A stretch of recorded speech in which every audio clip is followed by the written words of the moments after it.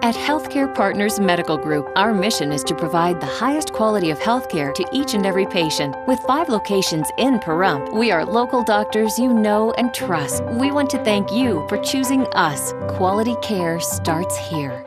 And welcome back. Traffic signals at Highway 372 and 160 have been repaired since last week's accident, which caused traffic to be diverted for many hours.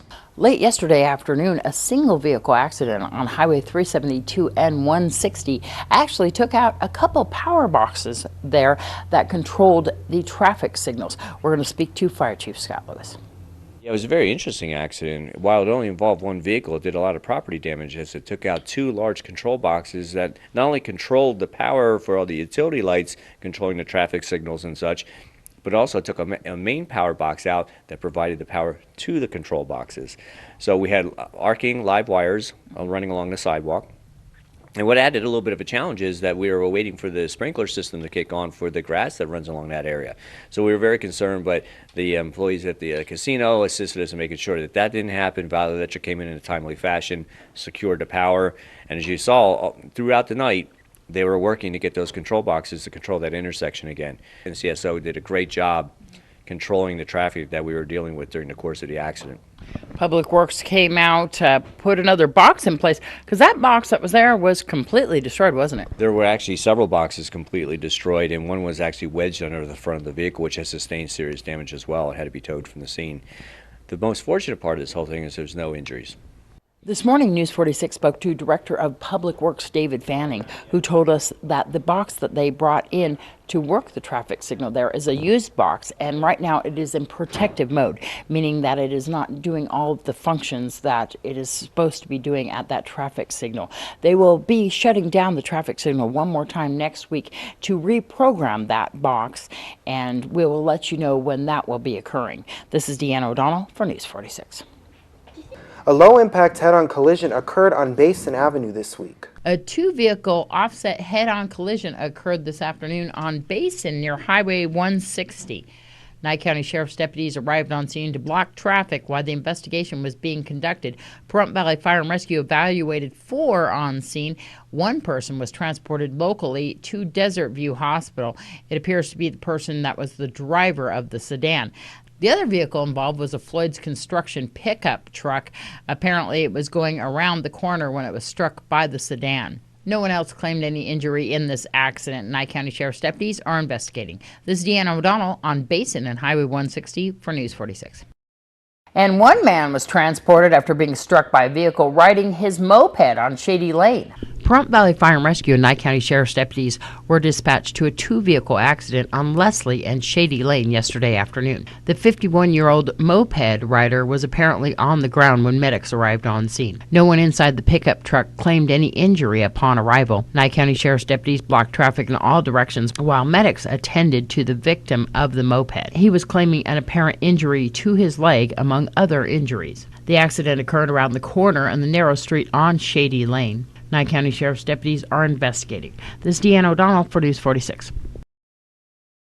1 resident and 2 animals were spared when their home caught fire on the west side of town. Approximately 4 a.m. this morning on Gerald Street, Pahrump Valley Fire and Rescue and Nye County Sheriff's deputies were dispatched to a structure fire. We're going to speak to firefighter Alan McFall. It was actually this morning, approximately 4 o'clock in the morning. We got dispatched for a structure fire.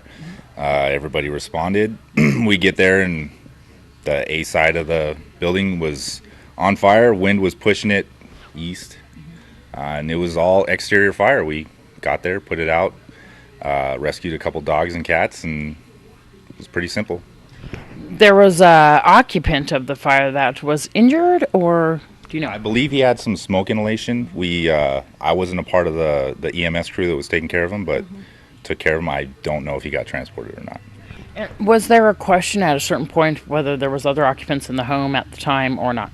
I believe they were all out when we got on scene. The front side of the home, which you call the A division, was on fire as well. Any extensions?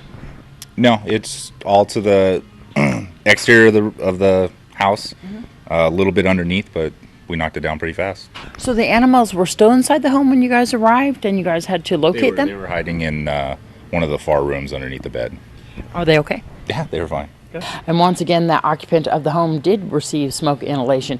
He was treated and released at the scene. All the animals were saved by Pahrump Valley Fire and Rescue. This is Deanna O'Donnell for News 46. And another early morning structure fire occurred on the north side of town. It actually went out as a structure fire. While we were en route to the call, it was informed to us that it was actually a fifth wheel trailer that was well involved. It was located on the shoulder area in front of the residence. It was in direct area of a parked pickup truck, and it was in close proximity to the primary structure. So there were exposures that we had to consider. The crews did a really good job, knocked the fire down in a short fashion. No extension to those exposures, and we were there for about an hour's time. Unoccupied? It was unoccupied. It's been idle for quite a while, probably about 6 months or so, and no activity within it. So it's under investigation at this point. So was there electricity being ran to this trailer or not? So is Pahrump Valley Fire and Rescue investigating, or are you sending in the State Fire Marshal? Actually, due to the extent of damage, the State Fire Marshal's office will not be called on this. It'll be investigated within the department. From the initial onset of the investigation, it was determined that there was no electricity provided to the trailer. There was very little material, personal property stored within, very little activity with the trailer in general. But we're thoroughly looking into it and see what we can come up with as origin and cause. First reported by who? The actual owners of the property, were awoken in the middle of the night by the sounds of popping noises. They peered out of their window and saw the fire condition and reported it. And so nobody injured in this fire, just the personal property damage. Exactly. Property damage only, no injuries. All right, well, coming up after the break, we'll have an Angie's List tip for you. Please keep it here.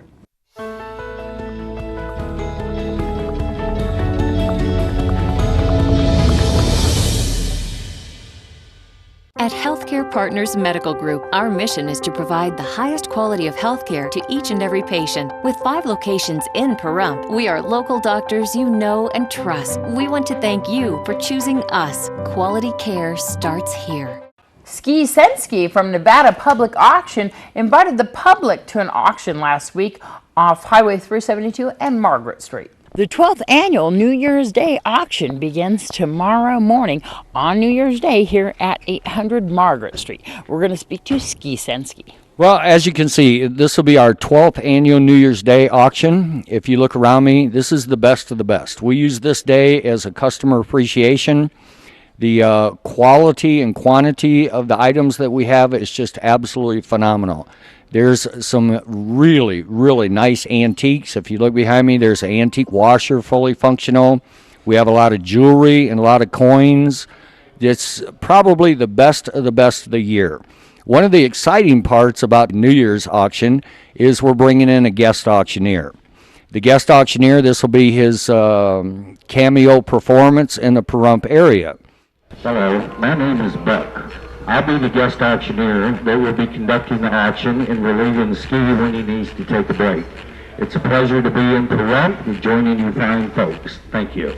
As you can see, Buck will be backing me up, and we'd like to welcome everybody. The auction starts tomorrow, New Year's Day at 12 noon. We'll have the doors open at 9 in the morning if you want to come in and reserve a seat, and we look forward to seeing all of you on New Year's Day. And in closing, to start the new year out, I'd like to personally thank the staff at the TV station and most certainly Deanne, her beautiful daughter, for the help they provided the community throughout the year. For more information on the auction, you can give Ski a call at 751-4867 or go on the web to auctionnv.com. This is Deanna O'Donnell for News 46.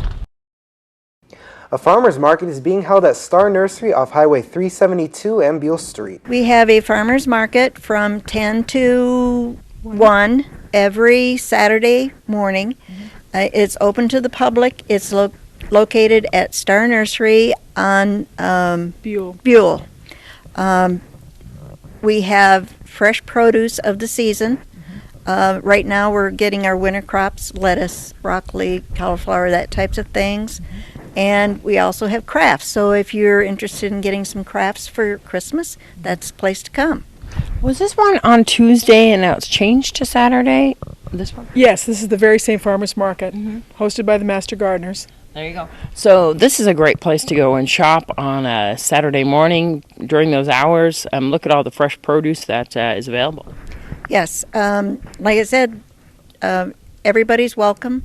They can look for their fresh produce, their crafts, and just have a good time, enjoy the camaraderie, and all our master gardeners will be there, and it's just a lot of fun. Tackling a do-it-yourself project may seem like a great way to improve your home and save some money at the same time. But in today's Angie's List report, how to know when do-it-yourself is a good idea or a disaster waiting to happen. While do-it-yourself projects may work better for your budget, the problems that can arise can be disastrous. Matt Taylor had a little bit of a run-in with a nail gun. I was framing in a pocket door in my basement, and I was using the nail gun over my head, and I should have had two hands on it, and I was using one hand, and it recoiled and dropped down and popped me right in my wrist.